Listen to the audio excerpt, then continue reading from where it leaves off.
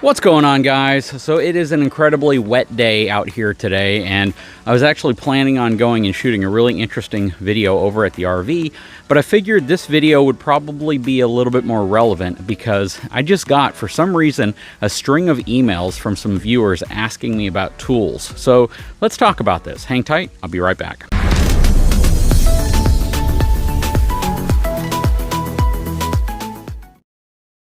Okay, so first and foremost, I am not affiliated with, sponsored, endorsed, or have any type of a relationship with Dewalt other than the fact that I've spent a ton of money on Dewalt tools.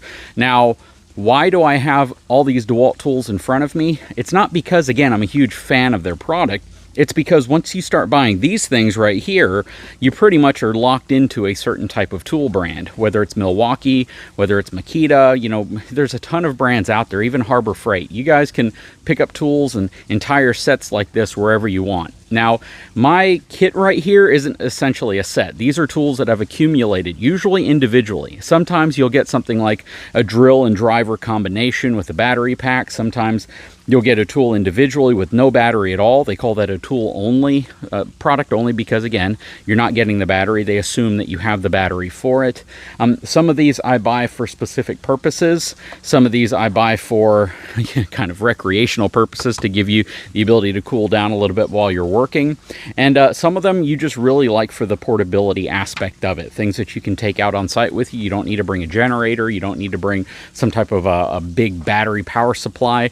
When you're dealing with power tools, you typically are going to go with one brand and stick with that brand. And I only say that because, again, you want battery pack compatibility. And that's the big thing here. The fact that any of these batteries will work on any of the other tools aside from this one, which has the 12-volt battery. But the reason why I have all these tools laid out in front of you today is because I had a few viewers who have asked me what type of tools we bring with us in both the truck and the RV whenever we go out camping. Now, this is such an important topic because for those of you who are kind of do-it-yourself kind of folks, and you like to fix things yourselves, you like to do modifications yourselves, you like to install things yourselves, having the right tools with you at the right time is so important. I know that there's been plenty of times when we've been out camping, or shoot, I've just had the truck and I'm going to do some type of a project or job somewhere else, and you don't have that right tool with you, and it can instantly hamper your ability to complete that job. So what you're looking at in front of you are power tools. And of course, there are hand tools, there are non-power tools, and then there are accessories like bits and drill bits and driver bits and all sorts of different attachments, blades, things like that, that go along with power tools. And oftentimes, if you don't have the right accessory, then it doesn't matter what power tool you have, you won't be able to complete the task.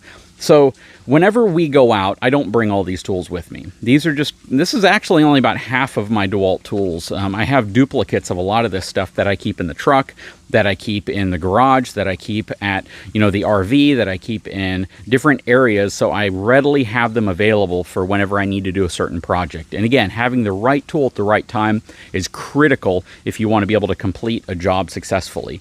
I remember when I was helping a buddy set up his weight distribution hitch, and I had a lot of tools with me, but for some reason, the only piece I didn't have with me were the socket set. I don't know why I had taken it out, but I did not have my socket set with me, and I wasn't able to complete the job. So it extended the job another hour and a half because we had to drive back to pick up the tool so I could actually use the impact wrench that I had with me to complete the job. So it's definitely one of those things when you start trying to figure out what tools to pack with you, you need to think very carefully. And more importantly, you need to make sure that you don't only just have the tool, but you have the accessory to complete the job as well. That said, today we're going to talk about power tools in a different sense. Today, we're going to highlight the tools that I think are probably the most critical power tools to have with you if you plan on camping, if you're going to be into RVing, if you're going to be working. Now, we're not going to talk about accessories. I might set up a whole table full of accessories later, such as your sockets, your blades, your bits, things like that. And oftentimes, you can get a set that will include just about every bit you need, every socket you need, every blade you need in one set. And that kind of accomplishes the task of making sure you at least have the fundamental accessories you might need with you. Now, out of all these tools, there's only a few of them that we keep with the RV. And taking a look at them, we'll go over a couple of them now. This is a Dewalt drill. This one right here is a hammer drill. You can see the picture of the hammer, and you have a hammer setting on it as well, so you can actually turn it into hammer mode. It basically gives you that spinning as well as a knocking, vibrating feel to help drive like a masonry bit into something. I have several impact drivers. So impact drivers are typically going to be an impact drill, but it'll have a 1/4 inch opening on the front so you can put your standard bit sizes in. I have power drill right here. Probably have more of these than any other tool. Another impact, and this is a 12 volt. Some flashlights. We have a reciprocating saw as well, and that's basically a saw with a blade that goes in and out like that. I have a cutoff wheel. I have 2 impact wrenches, and these are 20 volt impact wrenches. This is a mid torque, this is a standard, and then I also have a high torque version that's not with me at the moment. I have a circular saw, nail gun over here. This is super awesome. This is a miter saw, and I absolutely love this thing. And then I have my flex volt. This thing can take the 60 volt batteries, so it can pretty much all these other tools, but you really need it on an air compressor like this, but it's a 2.5 gallon air compressor. And then I have a fan. Right? And, you know, down here in South Texas, a lot of people would assume the fan would probably be the most important. A lot of people would even assume the air compressor would be the most important. But out of all these tools, which one do you think I believe is the most important tool to have with you? And I know there's a lot of people who watch the channel who probably are into tools just like I am, probably have a set 5 times this size, and they know exactly what it is. They're screaming it. They know exactly which tool is the most important tool if you're going to only carry one tool or add one tool to your arsenal. And again, if you're, you know, a tool nut like I am, you probably already know which tool this is. Is it the drill? Is it the impact driver? Is it the impact wrench? Maybe a cutoff wheel to cut bolts and things like that off. Flashlight always comes in handy, but you got one of those on your smartphone now. Air compressor is super cool. This thing's going to cut up your boards and your panels and things like that. You can cut your trim boards, you can cut small things. You can build a lot of stuff with that. What do you think it is? To me, it's this bad boy right here. This is an impact driver. This specific one is kind of cool. So whether you get either one of these or you get the 12 volt version, I always recommend getting a more powerful one because you'll find the limitations of these 12 volt tools pretty quickly. But yeah, it's this or this one. But I recently picked up this one because the head on it is significantly shorter. Compare it to this one. You can just see it's quite a bit shorter. And even though it looks like it might only be an inch or so, the reality is if you need to fit this thing into a tight area, into an area where we're trying to assemble something, loosen something, this is going to come in really handy to have that really short head right here. This, on the other hand, is also just as nice. So if you, again, if you're doing most tasks, this is going to work. This has worked for me for the longest time, and I've definitely been able to get by with this. But having one with a shorter head up here, a shorter motor body, certainly is convenient. Why is this probably the most important tool, most universal tool? Well, it can act as many other tools. It can act as kind of a lower torque version of an impact wrench, if you have the right bit, like I have on here. It can act as a drill if you have drill bits that have a 1/4 inch shank. It can act as an impact driver for Torx bits, for Phillips heads or slotted. It can act as a nut driver. It can do all sorts of things. It, to me, is the tool that 90% of the time when I go in the garage, I go in the RV, I go in my truck's toolbox, that's the tool I'm pulling out, because I use it just so much more often than any of the other tools. Now, is it going to be strong enough to loosen lug bolts off of your vehicle, off your wheel? Probably not. Is it going to be strong enough to be able to tighten really high torque bolts, real large bolts? Probably not. Is it going to be great for drilling? If you have drill bits with the 1/4 inch shank, yeah, it'll probably work out really, really well.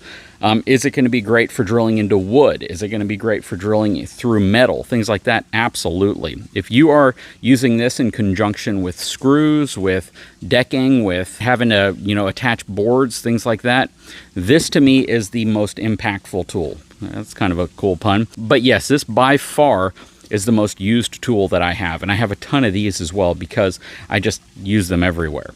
Now, number two, you would typically say would be a power drill. But if you have an impact driver with the right bits, you really don't have a huge need for a power drill except for more precise type drilling, because the problem you have with these is the bits wobble inside of them. So if you really have to be precise drilling, then a power drill is going to come in handy. The good thing is, oftentimes you can get a kit which includes two of them. You can get the drill and you can get the impact driver all together with a kit, usually 2 batteries and a charger. And that is a great setup to have. And then once you start building out your tools with whichever brand you elect to go to, again, I really don't care what brand you go with. You could go with Rigid, you could go with Cobalt, it doesn't matter. They're all making really good products now.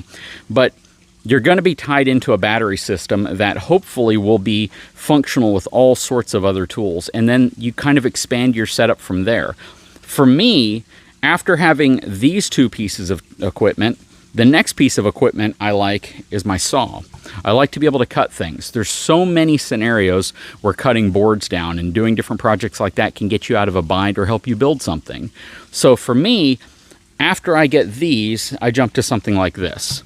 That's really cool. But then you find yourself going, you know what? What if you have a flat tire on the side of the road?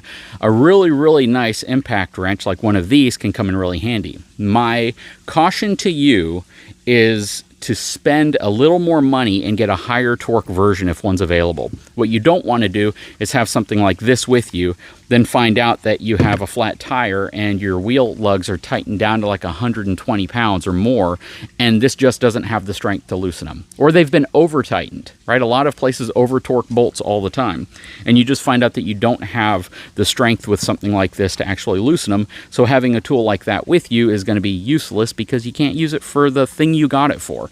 So if you can opt for a higher torque version, that's always what I recommend on any of these. Think of it like trucks as well. The bigger the better.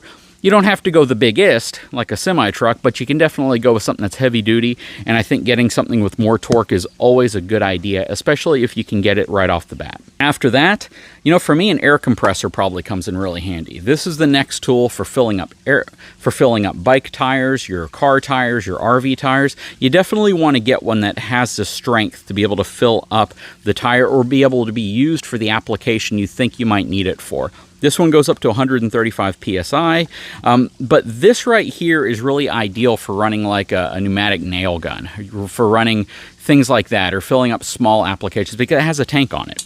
A lot of these battery-powered units don't have an actual tank. So because they don't have a tank, you are limited to how much air it can actually pump out at any given time.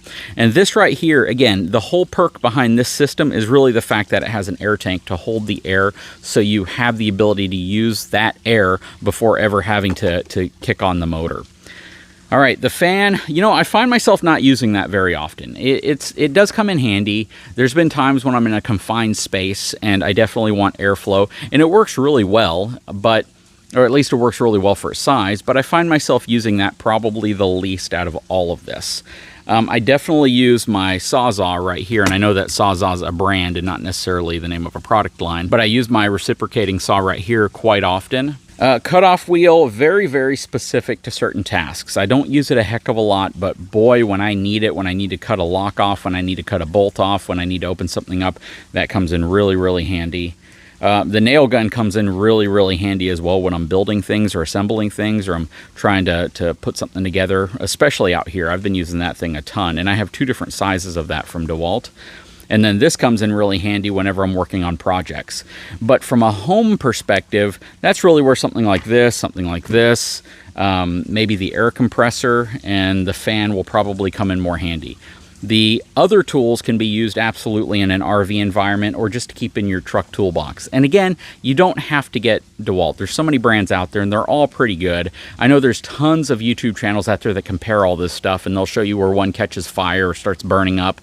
But the reality is, for most consumers, you know, the products are pretty good. You know, you can go with any of the brands that you like, any of the brands that you have battery packs for, and you're probably going to have a pretty good experience. For me, though, I definitely recommend 18 volts or higher in lithium batteries, because you're just going to find the batteries will last a lot longer. And batteries in general are expensive. They are. I do not buy aftermarket brand batteries. Like on Amazon, you'll see all these compatible battery packs and they look the same, but I've not yet once found a compatible battery pack with an off name or some weird brand that has worked as well as the factory batteries that you get with the actual product. So that's just my personal experience, and I've gone through a lot of them. So you may have had a different experience with the specific brand of tool that you have, but for me, yeah, the actual OEM brand battery works so much better, lasts so much longer, and that's really what it comes down to, is how many cycles you can use it before it starts getting weak or dying. And the factory DeWalt batteries have worked really well for me. But shop around, because not everyone sells them for the same price. And sometimes you can pick up a set of 6 amp hour batteries, which are the size larger than these, a dual pack for the same price as the 5 amp hour. It's crazy how battery pricing works, where, you know, sometimes I guess they don't sell as much, so they close them out at a lower price, and you get a really good battery, a lot of capacity for a lower price. The little small thin like 1.5 2 amp hour batteries for me are junk. I don't use those. I usually give those away whenever I buy tools that come with them, and only because I hate having a battery pack with me that won't be able to at least complete the job that I'm trying to complete. I think most of you who have tools like this can agree that those real small batteries, unless you're just looking for something that's lighter weight and you know that whatever you're going to be using it for won't take very long, but those little smaller batteries, I just don't want to have to worry about constantly having to recharge them. Even if it gets through the job, if I have to throw the thing back on the charger for the next job, it just bothers me. I like to get the big batteries because they just work better, and I don't have to worry 90% of the time if they're about to die. Anyways, guys, I sure hope you've enjoyed this video. Again, #1 go-to tool, get it as a package if you can. #2 for me is this one. #3 would probably be this one, especially if you're going to be on the road and you're going to be working on lug bolts, things like that. If you only are looking for an easier way to change a tire, then start with this one. Start with something like that, and then you'll have a tool with you that you can implement immediately if you're just concerned about a tire blowout. But if you're looking for a general, all-purpose, all-around tool, this would probably be my go-to tool, or this one. Anyways, guys, again, I sure hope you've enjoyed this video. If you haven't had a chance, please take a moment, subscribe to my channel, give me a thumbs up, and we'll talk to you again very soon.